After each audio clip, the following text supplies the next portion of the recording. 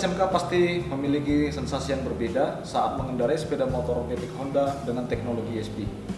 Selain irit bahan bakar dan ramah lingkungan, proses starternya juga jauh lebih halus dan tidak menimbulkan suara hentakan.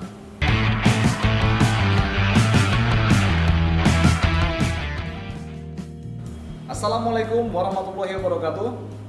SMK bisa, SMK hebat. Salam sehat, salam satu hati.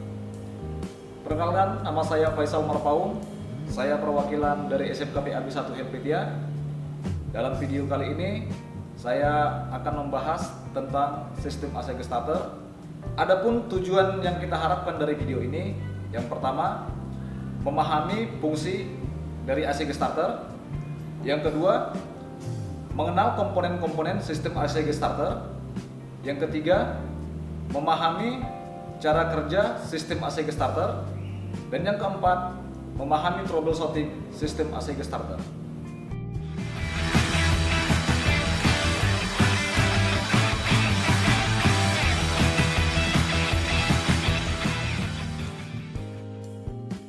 Sahabat SMK, AC starter merupakan gabungan dari dua sistem, yaitu sistem starter dan sistem pengisian. Nah, jadi AC starter ini selain berfungsi untuk menggerakkan poros engkol pertama kali saat proses starter, juga berfungsi untuk menyuplai arus listrik ke baterai saat proses pengisian ketika mesin sudah menyala. Sahabat SMK, AC starter dapat bekerja berkat dukungan dari komponen-komponen yang lain. Komponen ini terbagi menjadi komponen utama dan komponen pendukung. Nah, adapun komponen-komponen utamanya, yang pertama adalah baterai. Baterai berfungsi sebagai penyuplai arus listrik pada saat proses starter. Yang kedua adalah relay starter pengisian. Relay starter pengisian dapat kita lihat dari bentuk fisiknya memiliki 5 kaki. Ya. Fungsi dari relay starter pengisian ini adalah untuk mengatur hubungan arus antara baterai dengan ECM saat proses starter dan proses pengisian. Yang ketiga adalah ECM. ECM adalah singkatan dari Engine Control Module. ECM berfungsi untuk mengatur arus dari baterai ke stator saat proses starter, dan juga berfungsi untuk merubah arus AC dari stator menjadi arus DC yang dikirimkan ke baterai saat proses pengisian. Yang keempat adalah rotor dan stator. Nah, komponen ini berfungsi untuk merubah energi listrik menjadi energi gerak pada saat proses starter, dan setelah hidup, kedua komponen ini akan berfungsi sebagai penyuplai arus listrik ke baterai untuk sistem pengisian. Yang kelima, CKP sensor. CKP sensor berfungsi untuk membaca pergerakan dari rotor yang kemudian akan dikirimkan ke ECM dalam bentuk sinyal. Ya, hasil pembacaannya dikirimkan ke ECM dalam bentuk sinyal. Nah, adapun komponen pendukungnya adalah yang pertama sekring. Sekring berfungsi sebagai pengaman apabila terjadi hubungan singkat atau korsleting pada rangkaian kelistrikan. Yang kedua adalah relay utama. Relay utama berfungsi sebagai pengatur arus dari baterai ke sistem beban. Yang ketiga adalah kunci kontak. Kunci kontak berfungsi sebagai pemutus dan penghubung arus listrik dari baterai ke rangkaian kelistrikan. Yang keempat, switch starter. Switch starter berfungsi untuk menghubungkan arus dari relay starter ke ECM untuk proses starter. Yang kelima adalah switch cagak samping dan atau switch side stand dan switch rem tangan. Switch side stand dan switch rem tangan ini berfungsi sebagai pengaman sepeda motor saat melakukan proses starter. Ya, jadi switch side stand dan switch rem tangan ini berfungsi untuk pengaman dan pengendali saat kita akan menyalakan sepeda motor atau saat kita melakukan proses starter. Nah, sahabat SMK, tadi kita sudah mengetahui apa itu ACG starter, fungsi ACG starter, dan juga komponen yang mendukung kerja sistem ACG starter. Sekarang saya akan menjelaskan bagaimana cara kerja sistem ACG starter. Di sini saya akan membagi 3 proses kerja yang terjadi pada sistem ACG starter, yaitu yang pertama saat kunci kontak on, yang kedua ketika switch starter ditekan, yang ketiga ketika mesin sudah menyala. Nah, yang pertama saat kunci kontak on. Ketika kita memutar kunci kontak dalam posisi on, maka arus dari baterai melalui sekring 10 ampere akan terhubung ke relay utama, relay starter, dan ECM, sehingga ketiga komponen ini aktif. Dan juga arus yang dari ECM juga terhubung ke CKP sensor untuk mengaktifkan CKP sensor. Nah, karena relay utama sudah aktif, maka arus yang melalui sekring 20 ampere akan terhubung ke switch rem tangan melalui sekring 10 ampere dan standby di switch rem tangan. Nah, output arus yang dari switch rem tangan ini nantinya menuju ke switch starter. Nah, untuk dapat menghubungkan arus dari switch rem tangan ke switch starter, kita harus menekan handle rem tangan yang bertindak sebagai switchnya. Nah, di sisi lain, relay starter pengisian juga sudah aktif, sehingga baterai yang standby di relay starter pengisian terhubung ke FET sirkuit yang terdapat di dalam ECM. FET sirkuit adalah singkatan dari Field Effect Transistor Circuit. FET sirkuit ini berfungsi sebagai gerbang yang menghubungkan arus dari baterai menuju ke stator, ya, yang menghubungkan arus yang standby di relay starter yang menuju ke stator.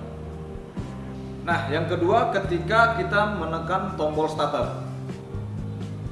Nah, untuk dapat menghubungkan arus dari switch rem tangan ke tombol starter atau switch starter, kita harus menekan tombol remnya terlebih dahulu untuk menghubungkan arus tersebut. Nah, ketika kita sudah menekan tombol switch starter atau handle rem tangan, maka arus dari switch rem tangan terhubung ke switch starter.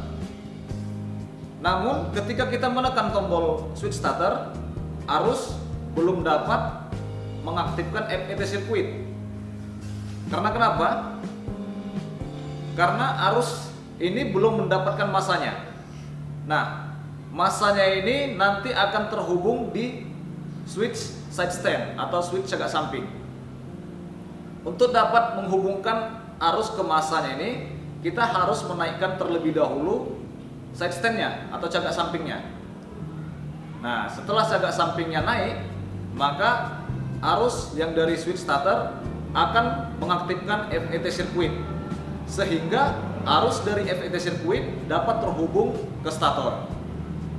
Di stator terdapat kumparan kawat tembaga, di mana apabila kumparan kawat tembaga ini dialiri oleh arus listrik akan menimbulkan medan magnet. Medan magnet ini akan bertemu dengan magnet permanen yang terdapat di rotor, yang mengakibatkan gaya tarik-menarik dan tolak-menolak yang membuat rotor pun berputar.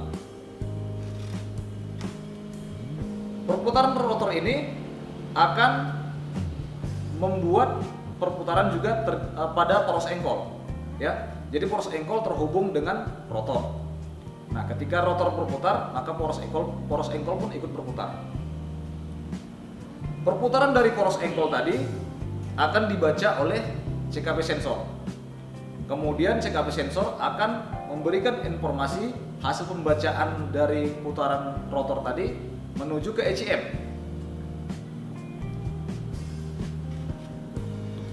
Setelah mesin menyala, maka ECM akan memutus arus dari relay starter ke stator dan mengaktifkan relay pengisian. Sementara akibat perputaran dari rotor tadi akan menimbulkan energi listrik pada stator. Nah, energi listrik yang dihasilkan stator tadi kemudian akan diteruskan ke ECM. ECM akan merubah arus AC yang dari stator menjadi arus DC yang dikirimkan melalui relay pengisian menuju ke baterai. Nah, inilah yang dinamakan proses pengisian. Tadi kita sudah mengetahui apa itu sistem AC starter, komponen-komponen sistem AC starter, dan bagaimana cara kerja sistem AC starter. Sekarang saya akan membahas troubleshooting sistem AC starter. Sahabat SMK, sistem AC starter juga tidak luput dari kerusakan. Nah, untuk itu perlu kita lakukan pemeriksaan pada komponen-komponen sistem AC starter. Troubleshooting yang terjadi pada sistem AC starter, langkah pertama yang kita lakukan adalah pemeriksaan pada baterai. Tegangan pada baterai kita tahu adalah 12,4 volt.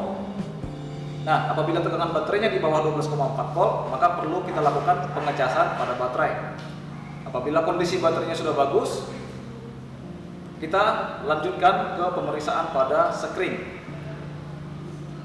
Sekring berfungsi sebagai pengaman dan juga penghubung arus listrik dari sumber arus listrik ke beban. Apabila sekringnya ini terputus, maka arus listriknya tidak akan terhubung.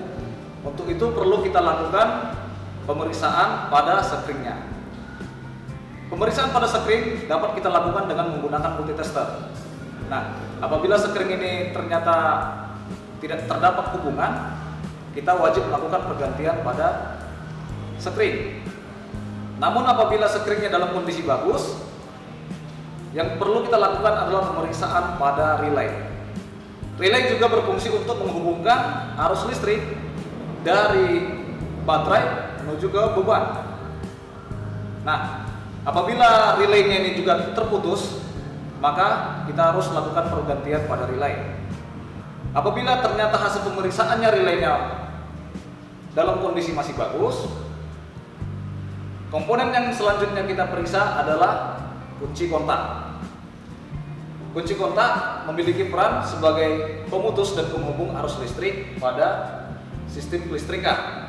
Nah, apabila kunci kontaknya ini bermasalah, maka kelistrikan juga akan tidak berfungsi.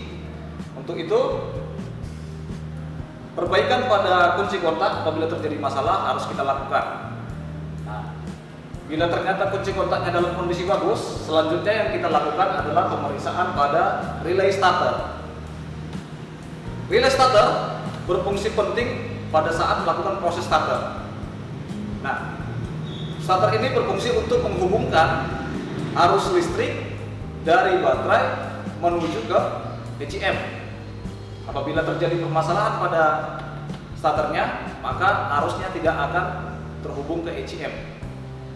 Untuk itu kita harus lakukan pemeriksaan dan perbaikan pada switch starternya.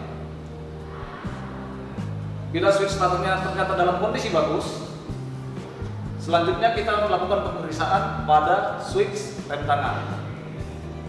Switch rem tangan berfungsi untuk menghubungkan arus listrik dari relay starter ke switch starter. Nah, apabila switch rem tangan ini terputus, maka arus dari relay starter menuju ke switch starternya juga tidak terhubung. Untuk itu kita perlu lakukan perbaikan atau pergantian pada switch rem tangannya. Yang selanjutnya, apabila ternyata ini switch rem tangannya masih dalam kondisi bagus, kita perlu lakukan pemeriksaan pada switch side stand. Switch side stand ini berfungsi sebagai massa yang menghubungkan massa ke arus yang dari switch starter. Nah, apabila arus dari switch starter ke massanya tidak terhubung, maka sistem atau saat kita melakukan proses starter, maka ECM tidak akan memberikan arus ke stator karena dia belum mendapatkan massanya. Itu biasanya terjadi kerusakan pada side stand-nya adalah baik itu kondisinya sudah rusak ataupun ada kabel yang terputus.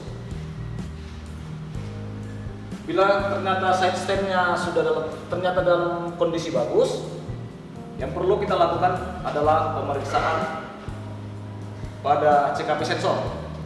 CKP sensor berfungsi untuk mendeteksi putaran rotor dan nanti hasil pembacaannya diteruskan ke ECM.